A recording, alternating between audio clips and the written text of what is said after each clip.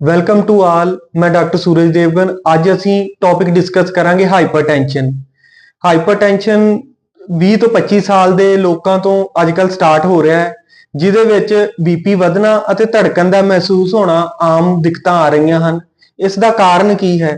ਕਾਰਨ ਇਸ ਦਾ ਸਟ੍ਰੈਸ ਹੈ ਅਤੇ ਗਲਤ ਖਾਣ ਪੀਣ ਹੈ, ਜਿਵੇਂ ਕਿ ਫਾਸਟ ਫੂਡ ਤੇ ਕੈਫੀਨ ਵਾਲੀਆਂ ਚੀਜ਼ਾਂ ਜਿਵੇਂ ਕੌਫੀ ਅਤੇ ਕੋਲਡ ਡਰਿੰਕਸ ਹੈ, ਤੇ ਫਿਜ਼ੀਕਲ ਐਕਟੀਵਿਟੀ ਦਾ ਘੱਟ ਹੋਣਾ ਇਸ ਦਾ ਮੇਨ ਕਾਰਨ ਹੈ।